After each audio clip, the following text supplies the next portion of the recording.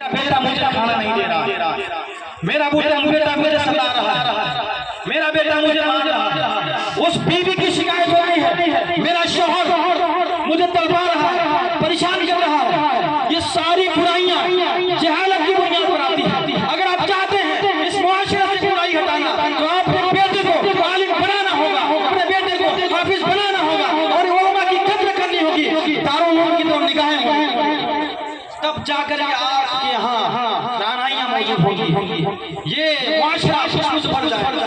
آپ کیا چاہتے ہیں؟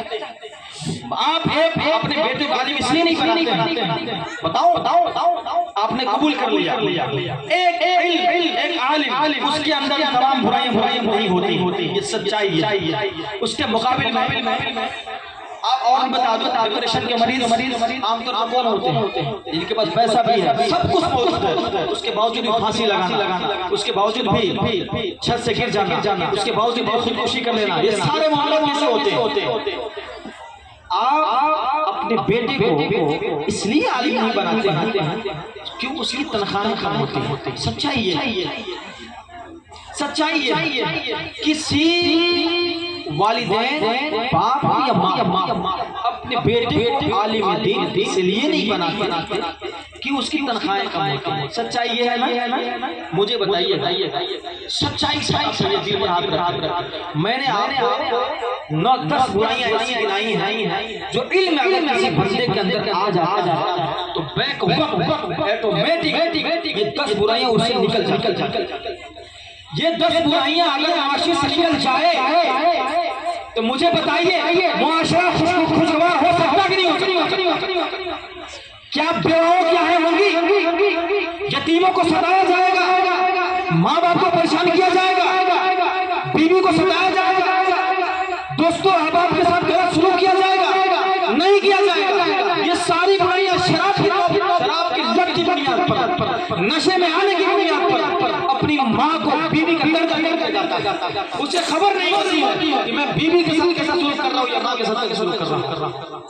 یہ ساری برائیاں بیک وقت ایک عالم دین سے نکل جاتی، صرف ایک کمی آپ اپنے طور پر بنایا ہے کہ ان کی تنخواہیں کم ہوتی ہیں اس لیے ہم عالم دین نہ بنایا۔ بھائی میں نے کب کہا کہ آپ انہیں مصلح ہی کو چھوڑیے عالم بنا کر؟ میں نے کب کہا کہ عالم بنا کر انہیں پڑھانے پر لگائیے؟ میں یہ نہیں کہہ رہا کہ آپ عالم بنا کر ان کے پڑھانے پر لگائیے، عالم بنا کر کے انہیں مصلح کو چھوڑیے نہیں، آپ تجارت کرتے ہیں، پہلے علم دین سکھائیے، پھر تجارت دنیا میں لائیے، علم دین سکھائیے، پھر انجینئر بنائیے، علم دین سکھائیے، پھر ڈاکٹر بنائیے۔ یقین جانیے گا علم دین اس کے اندر آ جائے گا، وہ ڈاکٹر بنے گا، وہ غریبوں کا خیال کرے گا، رشوت نہیں لے گا، وہ علم دین سیکھ کر کے وکیل بنے گا، وہ رشوت نہیں لے گا، سود نہیں لے گا۔ اس بنیاد پر صرف علم ایک ایسی دولت ہے، علم دین ایک ایسی دولت ہے، ان تمام برائیوں کا خاتمہ کا ایک ہی سبب ہے، بس علم دین اپنی نبی۔ میں نہیں کہتا آپ مصلح پر رکھیے، اور رہی بات مصلح کی جس کو آپ حکارت کرتے ہیں، بڑے عجیب یہ مرحلہ ہے۔ یہ 10 برائیاں بیک وقت ایک عالم نہیں ہوتی، اور یہ 10 برائیاں ظاہر سی بات ہے جب علماء موجود نہیں تو کس میں آ جائیں گے؟ جو علماء۔ آپ اس بات کو ایکسپٹ کریں گے، کریں نہ کریں یہ فیکٹ ہے، اس کو آپ کو کرنا ہی پڑے گا۔ یہ 10 برائیاں ایک عالم میں نہیں ہوتی ہیں، بیک وقت آ جائیں گی کس پر؟ جاہل میں آ جائیں گے۔ پھر بھی افسوس بات یہ ہے اتنی برائیاں آپ لے کر دوڑتے ہیں، اس کے باوجود علماء کے پیچھے کتنے علمناک بات، کتنے دردناک بات ہے۔ ساری برائیاں ایک موجود ہیں جس کے پاس علم نہیں ہے، جس کے پاس علم ہے اس کے پیچھے ہم نہا دھو کر پڑے رہے، کہیں نقص نکالنے کا، کہیں کمی نکالنے کا۔ اب سوچئے آپ، غور کیجئے اپنی زندگی پر، ہم کہاں ہیں، کیا کرنا چاہیے، کہاں کھڑا ہونا چاہیے، ایک عالم دین کا مرتبہ کیا ہوتا ہے۔ آپ ان تمام باتوں سے اندازہ لگ گیا ہوگا۔ میں قرآن کی آیت کریمہ بے شمار ہیں علم دین پر، حدیث پاک بے شمار ہیں، ہمارے صحابہ تابعین اولیاء کرام کے اقوال تو بے شمار پیش کر سکتا ہوں، آپ سنتے ہیں، لیکن میں اسی بات آپ کے سامنے پیش کرنا چاہتا ہوں، کر رہا ہوں جو آپ خود اپنی زندگی میں دیکھ ایک عالم دین کو اس لیے آپ نیت سمجھتے ہیں اپنے طور پر، اس کے پاس تنخواہیں کم ہوتی ہیں. مجھے بتائیے کب ہم میں سے کوئی بھی آپ کے سامنے ہاتھ پھیلاتا ہے؟ کیا آپ کے لباس اچھا میرا لباس نہیں ہے؟ آپ کی طرح میرا لباس نہیں پہنتا؟ آپ کی طرح کھانا میں نہیں کھاتا؟ آپ کی طرح میری صحت نہیں اچھی ہے؟ کیا میں دبلا پتلا ہوں؟ میرے لباس خراب ہے؟ میرا کھانا اچھا نہیں ہے؟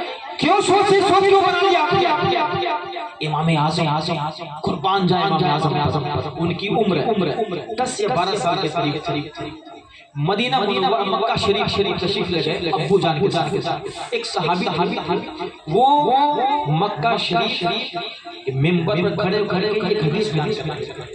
امام اعظم اس سے آپ طلبہ آپ مایوس مت ہوئیے گا، اس سے آپ کو برداشت نہیں ہونا کہ ہم حافظ بن گئے، ہم عالم بن گئے. کیا کرنا ہے؟ امام اعظم رضی اللہ تعالیٰ عنہ اس بات کو آپ پکڑ لیجیے گا، آپ دامن میں اس کو سمو لیجیے گا، گانٹھ بنا لیجیے گا کہ ہمیں یہ بات کو عمل کرنا ہے.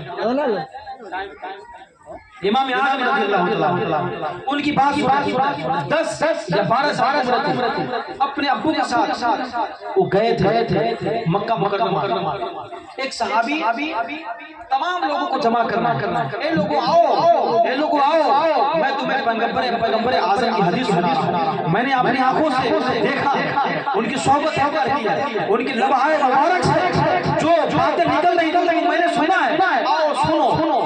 امام اعظم اپنے ابو سے ابو جان یہ کون ہے؟ تو فرماتے ہیں اللہ کے رسول کے صحابی یہ حدیث بیان کرتے ہیں. امام اعظم فرماتے ہیں واللہ العظیم میں گیا سنا اس وقت وہ رسول